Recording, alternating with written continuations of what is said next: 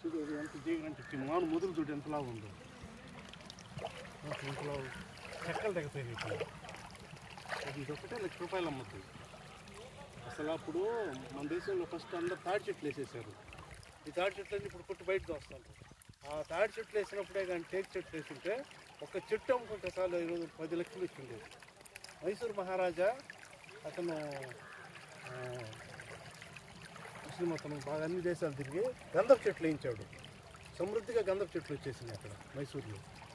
Mysuru sandal soaps, Mysore sandal oil కోటేశ్వర్లు అయిపోయారు.